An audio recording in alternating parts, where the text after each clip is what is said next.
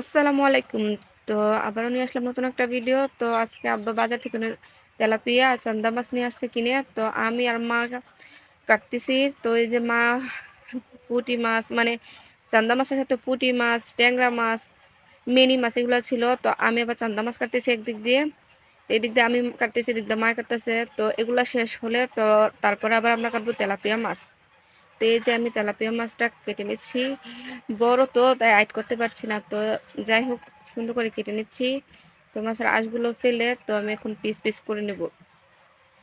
সুন্দর করে piece piece করে কেটে এক সাইডে রেখে দেবো। তো এদিক দিয়ে চান্দা মাছের মাথাগুলো আমি হাঁসকে খাওয়ার জন্য দিব।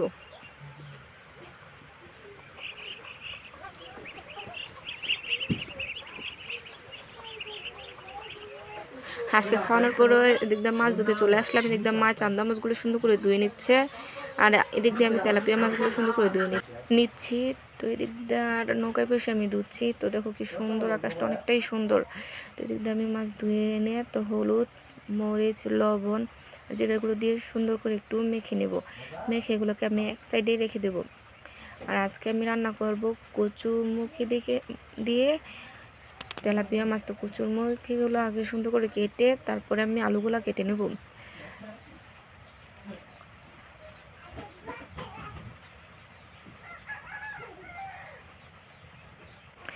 আমি একটা কড়াই বসাই নিলাম। তো পরিমাণ মতন তেল দিয়ে দিব। তো কড়াইটা তাতানো হয়ে গেলে তো আমি একে একে সবগুলো মাছ দিয়ে দিব। তো এই দিক দিয়ে অনেকটা পরিমাণ বৃষ্টি হচ্ছে, আকাশটা খুব সুন্দর ছিল, কিন্তু হঠাৎ করে অনেক জোরে বৃষ্টি নামলো। তো বৃষ্টির আওয়াজে রান্না করতে খুব মজাই লাগে। তো দাঁড়াও আমি তোমাদেরকে দেখাচ্ছি।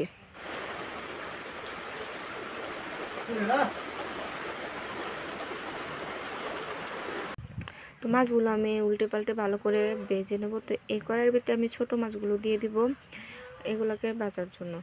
তো এদিক দিয়ে আমি ছোটো মাছগুলো দিয়ে দিলাম। তো আমি বেশি নাড়াচাড়া করবো না, কারণ মাছগুলো এখন নরম, তার জন্য। তো এগুলোকে ভালো করে উল্টে পাল্টে দিয়ে ভেজে নিতে হবে। তো আমি এগুলোকে উল্টে নাড়াচাড়া দিয়ে তো আমি তরকারি রান্না করার জন্য মশলাটা রেডি করবো। তো আমি হলুদ, মরিচ, লবণ, জিরা এগুলোকে আগে রেখে দিলাম, পরে আমার রান্না করতে সহজ হবে। তো এদিক দিয়ে আমি কচুরমুখীগুলো ভেজে নেব, কারণ এগুলোর ভিতরে অনেকটাই লোড থাকে, তার জন্য আমি এগুলোকে ভেজে নেব। বেজে নিলে কি হয়, লোড থাকে না। তো 5-6 মিনিট আমি বেজে নেব। তারপরে একই কড়াইতে আমি পরিমাণ মতন তেল দিয়ে নেব আর রসুন কুচি নিয়ে নেব। তো রসুনগুলো আমি ভালো করে বেজে নেব লাল লাল করে। আমরা রসুন দিয়ে বাগার খাই, তো কে কী দিয়ে বাগার খাও কমেন্ট করে জানো। তো রসুনগুলো দিয়ে ভাজা হয়ে গেছে লাল লাল করে। তো আমি আগে থেকে যে মশলাটা রেডি করে রেখেছিলাম, তো সেটা আমি এখন দিয়ে দেবো। তো এটা আমি ভালো করে কষিয়ে নেব সুন্দর করে। তো দিয়ে আমি নাড়াচাড়া দিয়ে নিচ্ছি। তো একদিক দিয়ে আমি যাও বসাইছি, আর একদিক দিয়ে তরকারি। তো আমার ভাতটা হয়ে গেছে। আর এদিক দিয়ে দেখো কি সুন্দর বৃষ্টি হচ্ছে, আর আমাদের হাঁসগুলো দাঁড়ায় রয়েছে সব, বৃষ্টি হওয়ার কারণে সব উঠানে এসে দাঁড়ায় রয়েছে। তো এই যে আমার কষানো হয়ে গেছে। তো আমি এখন কচুরমুখী আর আলুগুলো ভেজে রেখেছিলাম, তো এটা দিয়ে দিচ্ছি। এখন ভালো করে নেড়ে আমি এটা ভালো করে কষিয়ে নিতে হবে। তরকারিটা যত বেশি কষানো হবে তত খেতে মজা হয়। তো আমার তরকারিটা কষানো হয়ে গেছে। তো এখন আমি পরিমাণ মতন পানি দিয়ে দেবো। তো বাহিরে বৃষ্টি হচ্ছে, তো বৃষ্টির আওয়াজটা তোমরা শোনো।